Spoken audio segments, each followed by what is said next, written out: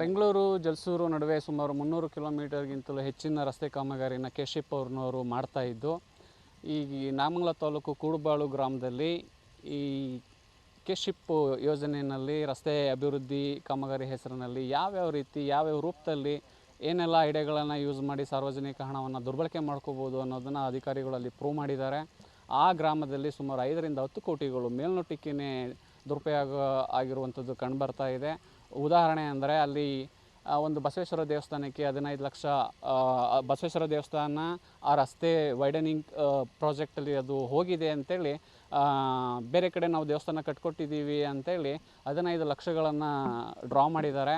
ಆದರೆ ಆ ಊರಿನಲ್ಲಿ ಆ ಬಸವೇಶ್ವರ ದೇವಸ್ಥಾನ ಅಸ್ತಿತ್ವದಲ್ಲೇ ಇಲ್ಲ, ಈಗಲೂ ಕೂಡ ಇಲ್ಲ, ಹಿಂದೆನೂ ಇಲ್ಲ. ಅವರು ಚೈನ್ ಲಿಂಕ್ ಏನು ತೋರಿಸಿದ್ದಾರೆ ಹೈವೇನಲ್ಲಿ, ಅಲ್ಲಿ ಯಾವುದೇ ದೇವಸ್ಥಾನಗಳು ಇರಲಿಲ್ಲ. ಮತ್ತು ಇನ್ನೊಂದು ಹಳೆ ಊರಮ್ಮ ದೇವಸ್ಥಾನ ಅಂತಿದೆ. ಆ ಹಳೆ ಊರಮ್ಮ ದೇವಸ್ಥಾನ 200 ಮೀಟರ್ಗಿಂತ ಹೈವೇಯಿಂದ ತುಂಬ ದೂರದಲ್ಲಿದೆ.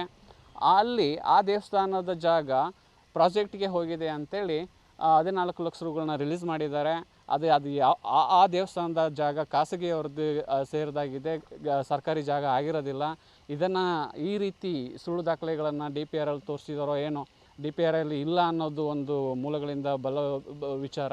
ಇವರು ಸುಳ್ಳು ದಾಖಲಾತಿಗಳನ್ನು ಸೃಷ್ಟಿಸಿ ದೇವಸ್ಥಾನದ ಹೆಸರಿನಲ್ಲಿ 28 ಲಕ್ಷ ಹೊಡೆದಿದ್ದಾರೆ.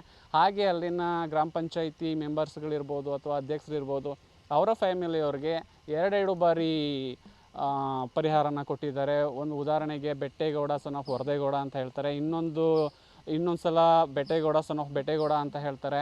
ತಂದೆ ಹೆಸರನ್ನೇ ಮರೆಮಾಚಿ ತಂದೆ ಹೆಸರನ್ನು ತಿದ್ದುಪಡಿ ಮಾಡಿ ಈ ರೀತಿ ಹಣ ಲೂಟಿ ಮಾಡಿದ್ದಾರೆ.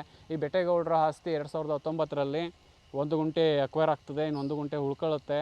ಆ ನಂತರ ಅದೇ ಸೇಮ್ ಆಸ್ತಿಗೆ ಈ ಲವಕುಮಾರ್ ಅಂತೇಳಿ ದೇವಲಾಪುರ PDO ಏನು ಮಾಡ್ತಾರೆ, 11B ಕ್ರಿಯೇಟ್ ಮಾಡ್ತಾರೆ. ಈ ಕಾನೂನು ಇರೋದು ಗೆಜೆಟ್ ನೋಟಿಫಿಕೇಷನ್ ಆದ ನಂತರ ಅದು ನೇರ ಖರೀದಿ ಕೆಶಿಪ್ ಅವರು ತಗೊಂಡ್ಮೇಲೆ ಮತ್ತು ಅದೇ ಪ್ರಾಪರ್ಟಿನ ಮತ್ತೆ ಗೆಜೆಟ್ ನೋಟಿಫಿಕೇಷನ್ ಹೊರಡ್ಸಂಗಿಲ್ಲ, 2ನೇ ಬಾರಿ ಅಕ್ವೈರ್ ಮಾಡೋಂಗಿಲ್ಲ. ಇದು ಸ್ಪಷ್ಟವಾದ ಕಾನೂನಾಗಿದೆ. 2025ರಲ್ಲಿ ಮತ್ತು ಅದೇ ಆಸ್ತಿಗೆ 11B ಹೊರಡಿಸಿ ಸುಮಾರು 49 ಲಕ್ಷ ರೂಗಳನ್ನು ಡ್ರಾ ಮಾಡ್ತಾರೆ. ಮತ್ತು ದುರಂತ ಏನಂದರೆ ಆ ಸದರಿ ಆಸ್ತಿ ಏನು ಇವರು ನೇರ ಖರೀದಿ ಮಾಡಿದ್ದಾರೆ 2 ಬಾರಿ, ಅದು ಪ್ರಾಜೆಕ್ಟಿಗೆ ಅಗತ್ಯತೆ ಇಲ್ಲ. ಈಗಲೂ ಆ ಮನೆ ಹೇಗಿದೆಯೋ ಹಾಗೇ ಇದೆ, ಅಲ್ಲಿ ಯಾವುದೇ ಪ್ರಾಜೆಕ್ಟ್ನು ಮಾಡಲಿಕ್ಕೂ ಆಗೋದಿಲ್ಲ. ನಮ್ಮ ಮೇಲ್ನೋಟಕ್ಕೆ ಕಾಣ್ತಾ ಇರೋದು 5 ರಿಂದ 10 ಕೋಟಿ. ಮತ್ತು 24 ಲಕ್ಷಕ್ಕೆ ಸಂಬಂಧಿಸಿದಂತೆ AC ಅವರು ಅವರ ಆಫೀಸರು ಇನ್ವಾಲ್ವ್ ಆಗಿ ಸುಳ್ಳು ದಾಖಲಾತಿಗಳನ್ನು ಸೃಷ್ಟಿ ಮಾಡಿ ಯಾರಿಗೋ ಸಲ್ಲಬೇಕಾಗಿದ್ದ ಪರಿಹಾರವನ್ನು ಮತ್ತಾರಿಗೋ ಸಲ್ಲಿಕೆ ಮಾಡಿದ್ದಾರೆ. ಈ ಸಲ್ಲಿಕೆ ಯಾರಿಗೆ ಅದು ಹಣ ದಕ್ಕಬೇಕಾಗಿತ್ತೋ ಆ ಹಣದ ಮಾಲೀಕರು ಪೊಲೀಸ್ ಸ್ಟೇಷನಲ್ಲಿ ಕಂಪ್ಲೇಂಟ್ ಕೊಟ್ಟ ಮೇಲೆ ಎಚ್ಚೆತ್ತುಕೊಂಡ AC ಶಿವಮೂರ್ತಿ ಮತ್ತು ಅವರ ಟೀಮ್ ಅವರೊಂದು ಕಂಪ್ಲೇಂಟ್ ಕೊಡ್ತಾರೆ. ಈಗ ಒಂದೇ ಪ್ರಕರಣಕ್ಕೆ ಸಂಬಂಧಿಸಿದ 2 FIRಗಳು ದಾಖಲಾಗಿದ್ದಾವೆ. ಈ ಎಲ್ಲ ಹಗರಣಗಳ ಬಗ್ಗೆ ತನಿಖೆ ಆಗಲಿಕ್ಕಿದೆ.